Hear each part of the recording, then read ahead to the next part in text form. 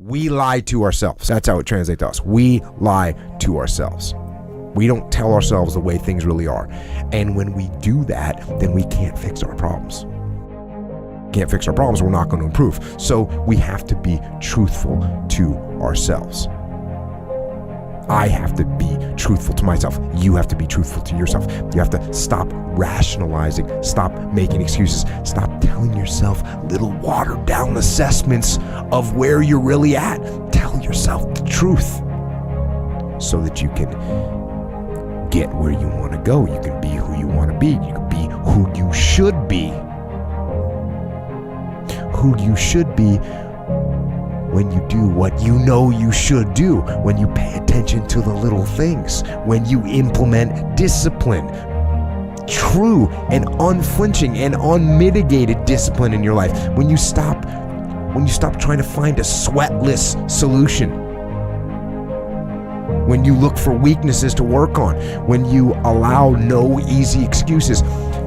And all that starts when you stop lying to yourself. When you stop lying to yourself, that's when you can become who you know you should be. When you tell yourself the truth about where you are so you can make sure you are in the right place. And if you're not in the right place, then you can get yourself on the path to get there. Path of discipline, the path of hard work, and the path of truth. We deceive ourselves by believing what we were culturally conditioned to believe is true, instead of deciding what we actually believe is true. Do you compromise yourself to meet cultural norms? Do you think you need to look a certain way, be a certain weight, earn a certain income, get married, have children, be religious, because you're supposed to, or because you believe that it's right for you? All of these theories of human nature help us understand how we deceive ourselves on a daily basis. Why should you care? Self-deception leads to massive amounts of pain and regret. To avoid being honest, we frequently make choices with harmful consequences to ourselves and others.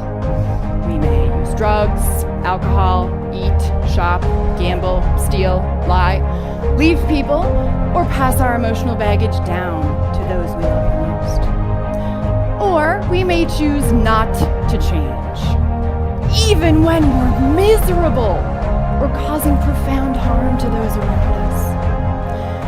Looking back at life with regret is incredibly painful because you can't change your choices in the past. If you want to change the world, you start from yourself and work outward because you build your competence that way.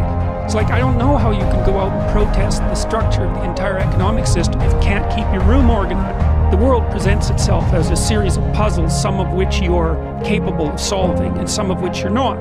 And you have many puzzles in front of you that you could solve, but you choose not to. You know, those are the things that weigh on your conscience. It's like, well, I should really do this, but you don't.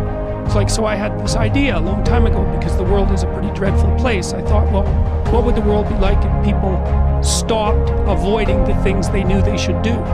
Because the question is, how much are we contributing to the fact that life is an existential catastrophe and a tragedy? How much is our own corruption contributing to that? That's a really worthwhile question. Things you leave undone because you're angry, you're resentful, you're lazy, you have inertia. Well, you consult your conscience and it says, well, that place over there could use a little work.